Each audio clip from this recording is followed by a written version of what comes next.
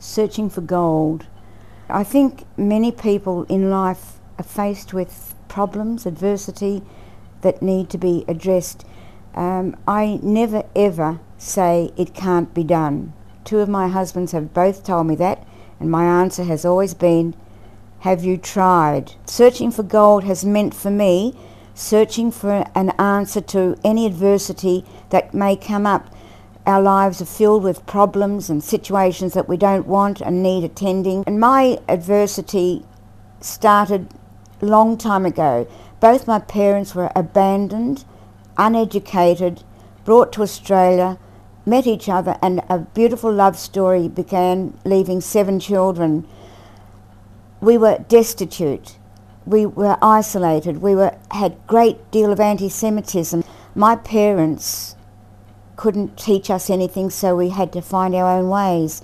My mother was blinded when I was 6 months old, and so that's where I began all my adversity, I would say, because I had to do everything for my mother. I was her little carer. I was sewing on a treadle machine at 4, cooking, helping to cook, could roast and chook and pluck a chicken at 8 years of age. That was difficult. That was very difficult.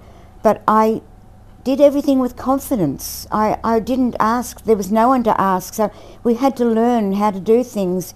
And I'm very proud of what my brothers did. One brother built one of the biggest printing plants in Melbourne. Second brother always wanted to fix his mother's eyesight because she was blinded by doctors when I was 6 months old, because the lack of knowledge of how to help to clear glaucoma. My brother always wanted to help her, so he became an ophthalmologist. That gave me confidence to purchase my own businesses, and I became a dressmaker, a tailoress. I created an art gallery. In that art gallery, I had to learn how to be a picture framer, which I did for 8 years. After that, I discovered Maldon. Came to Maldon one day and sat in the street for 2 days, from 8 o'clock till 6 o'clock at night, just watching the shops. I loved what I saw. At the end of the second day, I walked into the shop and said, I'm going to buy your business. I didn't know how much it was or what the town was like. I was horrified when I did actually take it over, when I was overwhelmed with the amount of people that came in, and I had to learn how to cook better. I'd never ever baked cakes. I was inexperienced in life, as I lived a very isolated life, was never allowed to go out with anyone.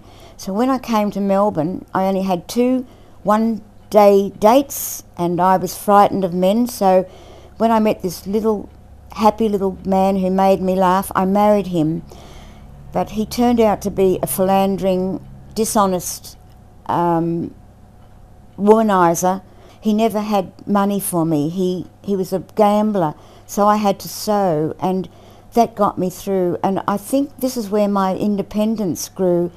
I didn't wait for him to give me money. There'd be one time I had 5 shillings in my pocket trying to find food for that night. He would steal my money, so I learned how to hide my money. My husband felt that he would have a better chance of earning if we went to the country for him to have a new job training seeing eye dogs.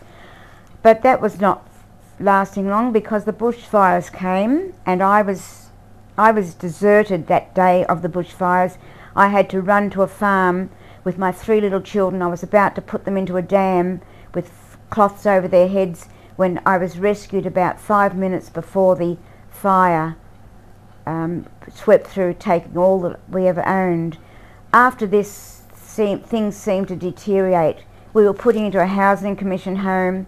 Then my son was diagnosed with muscular dystrophy, and my husband was still not earning money, and so he left me. And I was left with the debts, and it took 1 year to pay off all the debts that he left me, another 4 years to earn enough money that I was able to go and put it down on a house. and my determination, not letting me go under, always has carried me through. I think my confidence grew from the adversity of having learnt to do all our own things as we were children. I say we because I'm the same as every other member of my family, and I feel very blessed and grateful to my parents. We had nothing, but we had the most beautiful dinner table every night, and there was a glow, and I believe it was from the gold nuggets sitting above our heads. We were happy, we were united, we were loving, we supported each other all our lives. And sadly now, I'm just the last one left, and I'm still going. Then this little man came into my life with the big shiny nugget. It touches me. He wouldn't leave me. He saw wallpaper peeling off my walls. He saw my son in a wheelchair, fell in love with him, and refused to leave me. Lived with him for 9 years before I was game to ask him to marry me. And this was one of the it makes me laugh. It was one of the best things that ever happened to me. And my new husband and I found Maldon, and that was one of the best things that ever happened.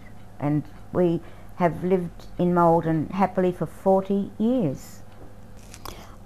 We were born in Perth, and my grandparents came to Australia earlier and settled down, and they made their money to help them with the gold that they found. And so in the back of my mind, I always thought, just that'd be nice to search for gold. And I came to Maldon, and I thought that was very apt because I paint, and the facade is absolutely beautiful, and incidentally this is one of the great gold areas. And then I started going with my new husband. He was also a big gold nugget that I found.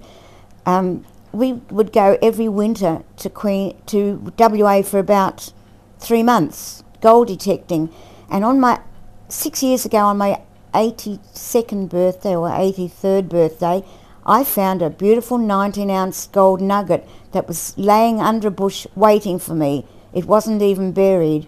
And so I have grown a great lover of searching for gold, wandering the bush, and we're about to go off again for our very last visit.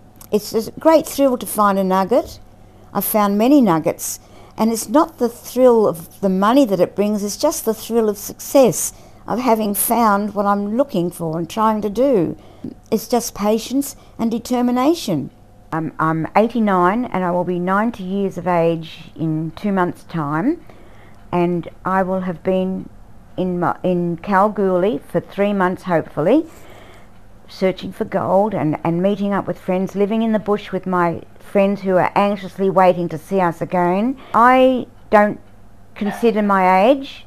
I just do what I want to do, and I do not consider getting old and giving up, because you have to keep going, and there's so much to do in life, so much yet to do, and I'm just full of happiness to be alive and well, and with my husband and my dogs and my friends. People need people. Don't be isolated. I think the love of one man for another is so important that your life will widen, and you will get much out of it. You will get help from people. You will get ideas from people, and you can live a much better life when you don't give in and just... I don't believe in sitting down and crying. I've cried so many tears in my life, there's no more left. You don't cry if you can't do something. Get up, go and sweep a floor, do something, go and see your neighbour, do something till that idea comes to you. And that's what I always have done, and I would like to see and to think that maybe I give you a little bit of hope. Don't give up.